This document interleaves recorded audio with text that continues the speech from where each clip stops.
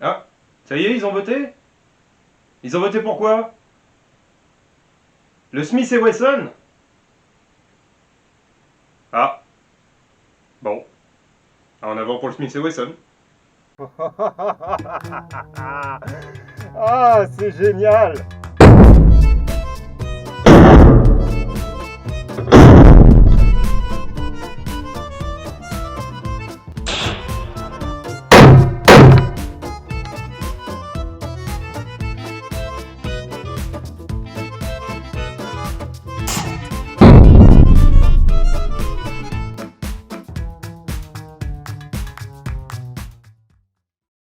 Bonjour, bonsoir à tous, c'est Adrien du French Grenier. Bienvenue sur cette nouvelle vidéo.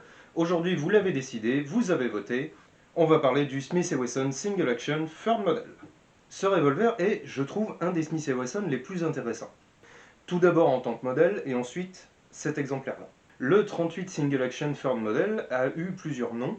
Il a été aussi appelé 1891 Single Action et modèle numéro 2 Third Model.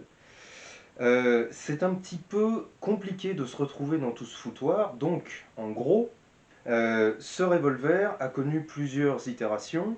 Le premier était un petit revolver de poche à détente mexicaine. Le second a été le même avec des plaquettes de crosse et une armature de crosse un tout petit peu plus importante.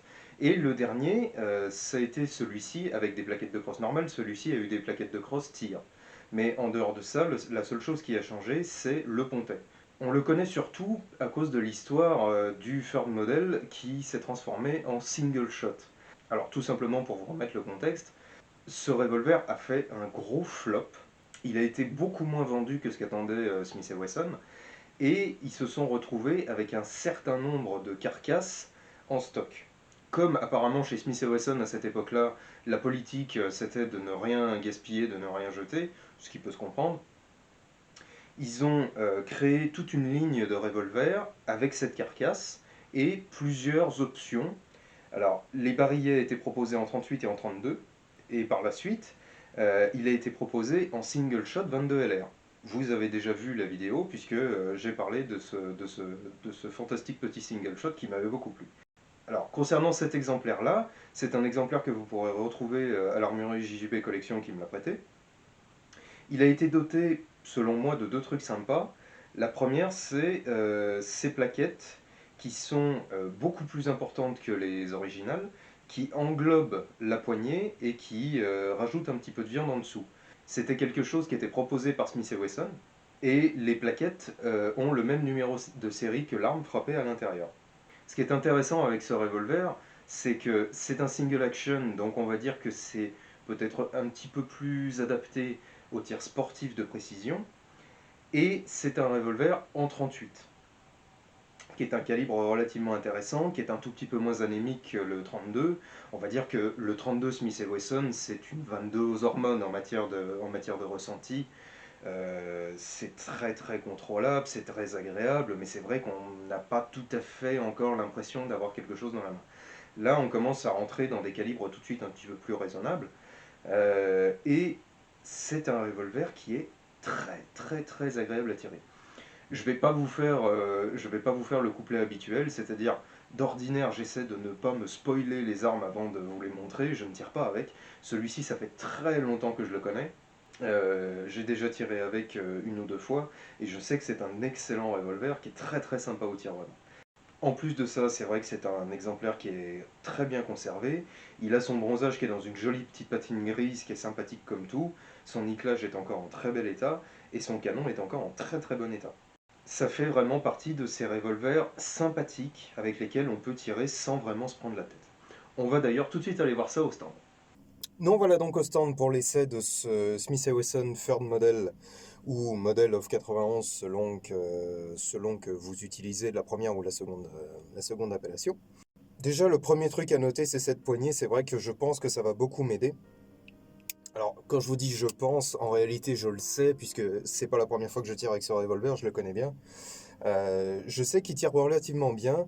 J'ai eu des essais de munitions assez variés dessus. Le problème, c'est que je n'ai pas noté ce que j'avais fait à l'époque. Donc, j'ai deux sets de munitions ici, même charge, mais pas les mêmes ogives. Donc, les premières, ce sont des ogives HSC. en 38 Smith & Wesson. J'ignore leur poids, mais elles doivent faire autour de 90-100 grains, je pense. Et la seconde, ce sont des coulées en 356, 86 grains. Donc on va voir un peu ce que ça donne. C'est un 5 coups que je vais charger à 4, puisque j'ai ce genre d'habitude précautionneuse quand il s'agit de revolvers américains de cet âge-là. Voilà. Aucun jeu, c'est absolument parfait. Je vais tirer de la main gauche histoire de vous montrer. Allons-y.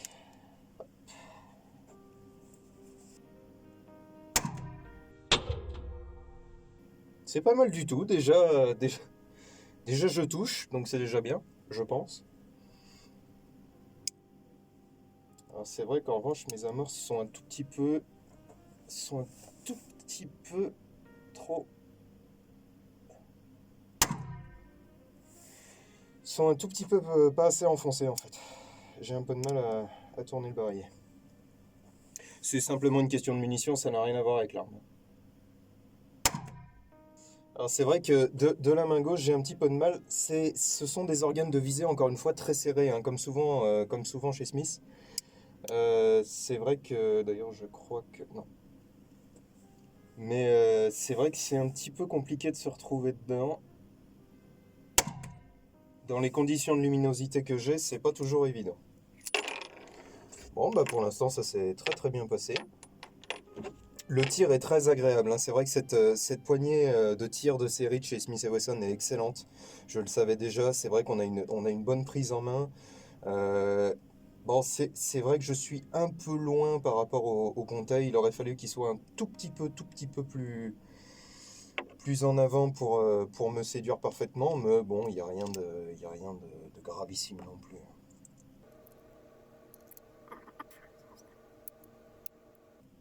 Verrouillage quasi neuf. C'est ça que j'aime aussi beaucoup sur cet exemplaire, c'est que il est en très très bon état. Je vais faire un petit peu de gong, tiens, pour voir si j'y arrive. Non. Non.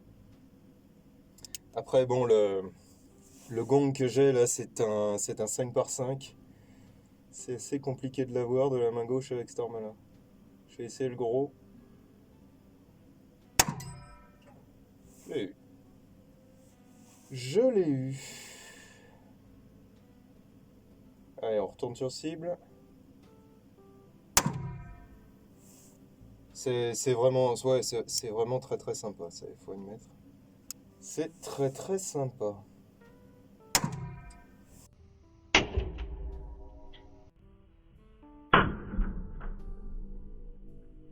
Je vois un bon groupement puisque j'ai un énorme trou. Alors j'ai un ou deux flyers, mais ça c'est plus, à mon avis, c'est plus le tireur qui est en cause que l'arme, parce qu'elle est superbe mécaniquement, elle est impeccable et elle a de très très bonnes rayures. Donc, voilà. On essaie les coulées en 3,56.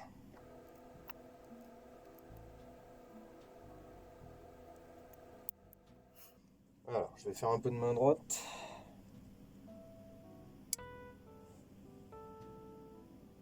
J'ai vraiment pas assez enfoncé mes amorces.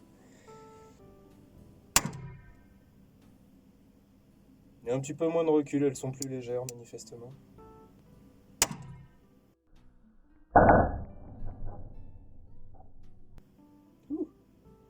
Alors je sais pas ce qui s'est passé, je verrai au ralenti, mais j'ai vu une flamme énorme, énorme autour de l'arme, je sais pas du tout ce qui s'est passé. Nous verrons.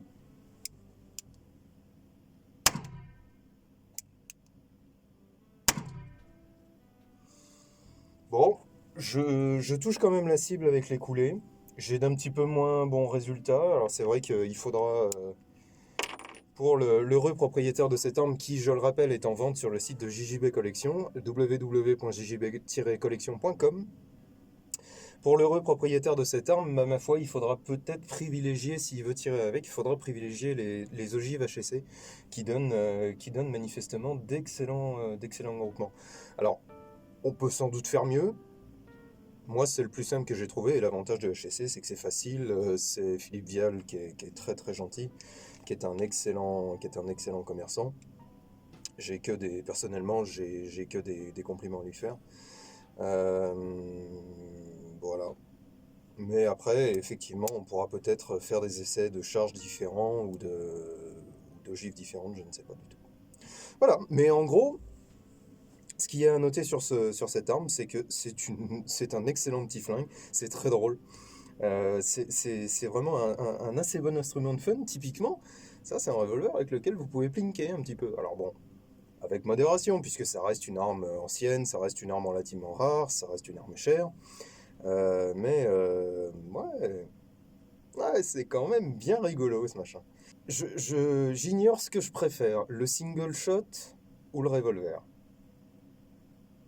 Je pense qu'ils se valent. En termes de fun, je pense qu'ils se valent.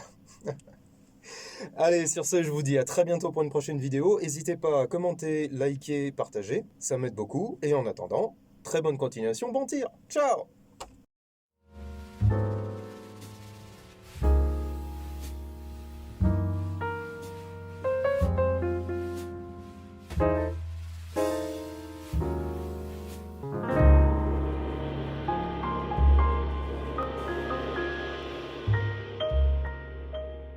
First Model. Fuck. C'est pas celui-là.